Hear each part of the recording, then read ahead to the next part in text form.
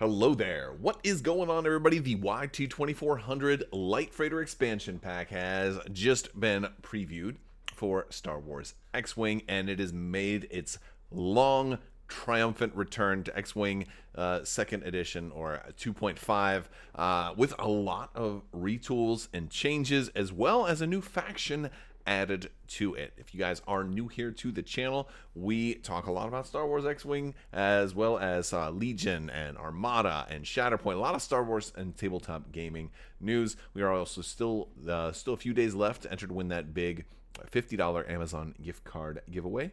So if you want to have a chance to enter to win that, you just have to be a subscriber and leave a comment on this or one of my videos. Let me know your favorite ship in Star Wars. Is it maybe the YT-2400? Where did you first see the YT-2400? Was it in Star Wars Rebels? Was it Iron Squadron? Was it maybe in the toys? Was it in the book Shadows of the Empire?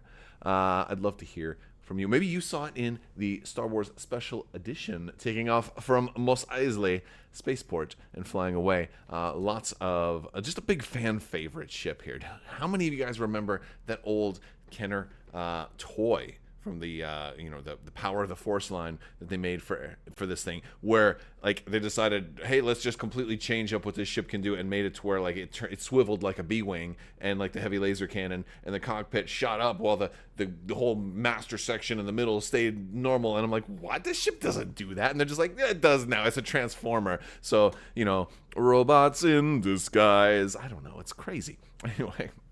I also want to do a shout out to today's sponsor, Luxury Playstyle. Amazing full metal tokens compatible with Star Wars X-Wing, as well as a bunch of tokens compatible with other games like Star Wars Legion and others. Definitely head over to luxuryplaystyle.com. Check out these awesome tokens. They are absolutely fantastic. You're going to love them. If you use code Crabbok VIP, you're going to save 15% off your order. Orders that use that code that spend $35 or more are going to get a free Crabbok token, lightsaber nunchucks, the 5 on the back, the C on the front. You can use that to mark criticals. You can use the 5 to mark larger damage intervals. You can use it as dark side versus light side. You can use it for a whole lot of different things. Really awesome stuff. So head over to luxuryplaystyle.com. Check out these amazing tokens.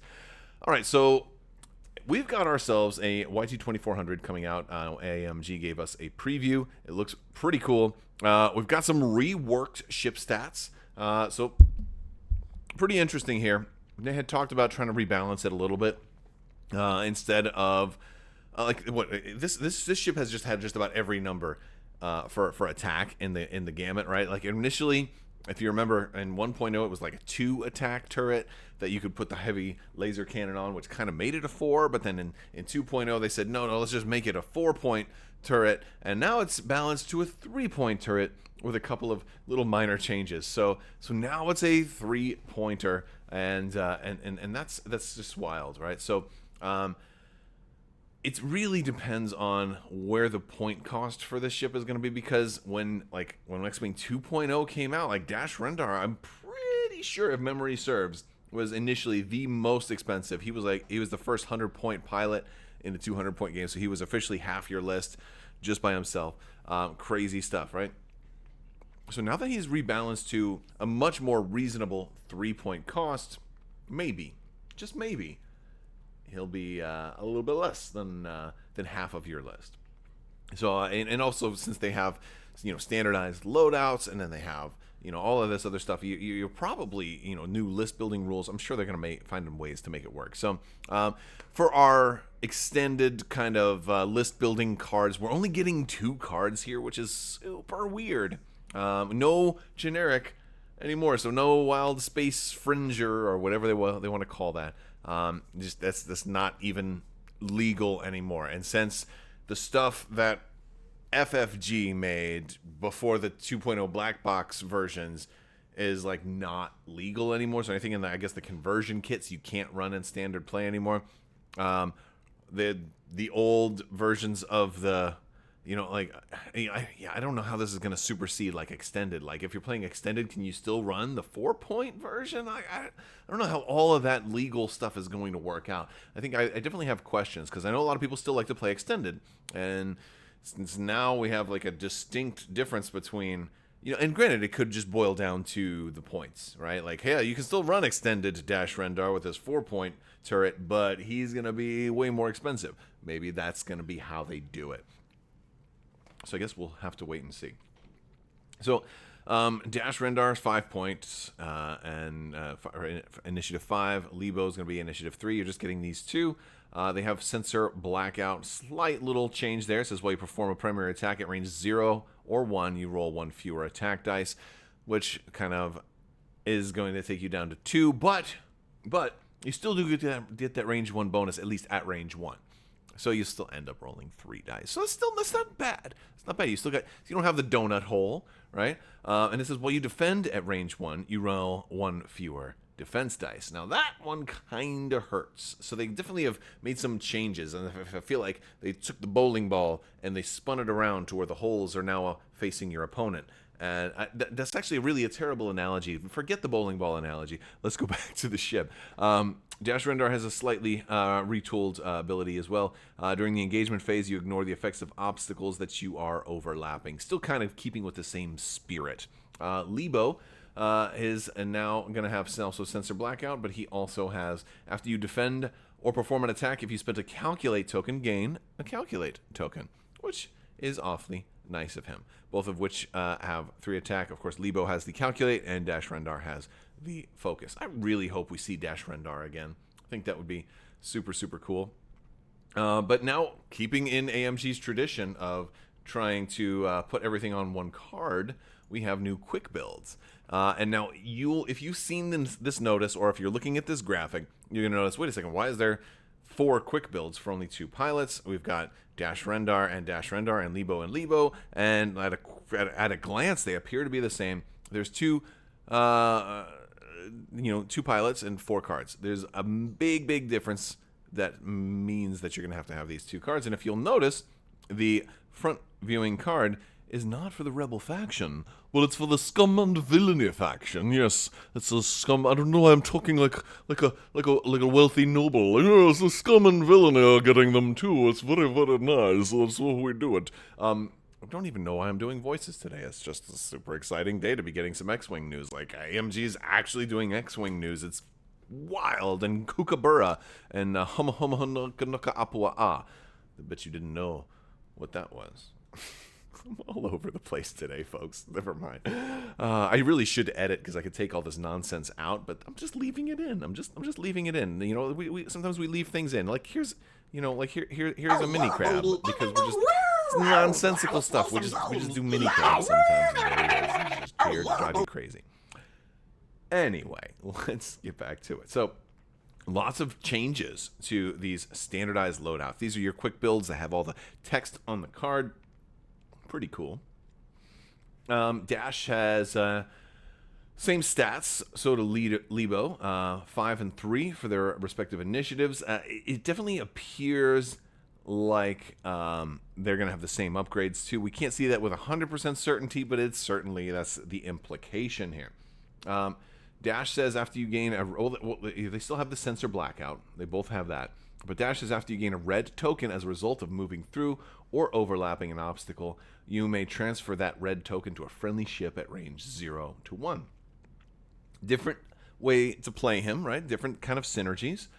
He's going to have Mercenary, Seeker, Missiles. He has Lebo on him.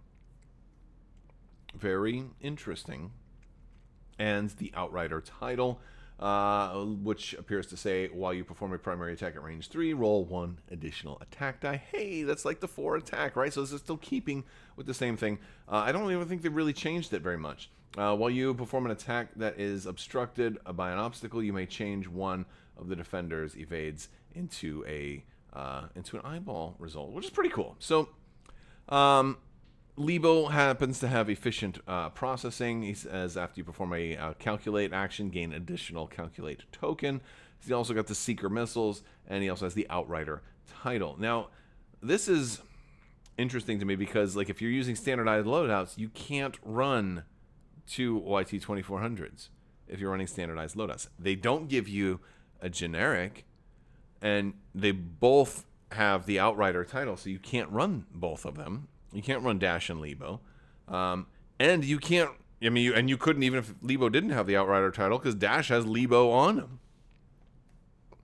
I guess the only way you could do it would be to run like Lebo as the, as the standardized loadout, and then run Dash as the build your own, like the lousier version. Which is, I mean, I guess it's just a way to, to limit the power level. I don't know. I just don't know why they don't include. Why do they hate generics so much? Give me generics. I love running generics. Lebo's new ability says at the end of the engagement phase, you may spend a calculate token to acquire a lock on an enemy ship at range 2 to 3, which is actually really good considering the efficient processing. So you're going to still, like any kind of which version of Lebo you're going to do, you're getting extra calculate tokens. So I thought that that's pretty cool. Moving forward, we also have the back of the box here. Now, there's not a whole lot to this one, but I want to point out it does look like the only way to run the Scum and Villainy version of these guys is with the standard loadouts. So if you want to run Scum and Villainy with Dash or Lebo, you can't build your own ship. It's like they're going really heavy in two directions with X-Wing right now. One direction is no generics, and the other direction is less to none of the building your own ships. Like the standardized loadouts here is the only way to run these guys in Scum and Villainy, because it appears that they only come with new ship cards in the regular version for Rebels, Dash, and Lebo. Now, granted, it's always been a Rebel ship anyway, but since so many of the Scum and Villainy stuff that didn't exist before the Scum and Villainy was a faction has kind of been porting over to that, would have been cool if they kind of did that for both versions. It does say you're getting a plastic ship and stand, 2 ship cards, 4 standard loadout cards, 8 upgrade cards. So you are going to get a few upgrades in there. My guess is probably nothing new. 3 punch sheets and an insert. This is coming out in late September for about $44, and that's the YT-2400. So let me hear some of your thoughts. I want to hear about it. Also, join our Discord. If you're not already in the Discord, you should be. It's a great place to jump in, talk about Star Wars, talk about gaming, and share photos of your games and build ideas, talk strategy, get advice. Just become part of the community. It's a great thing to do. I think you should definitely check it out. I want to thank you guys so much for hanging out with me today. Big thanks to my patrons. You guys are absolutely amazing and help make this channel possible. I want to thank you so much for your continued support. May the Force be with you. Live long and prosper. Be excellent to each other. The spice must flow. So say we all, and cowabunga.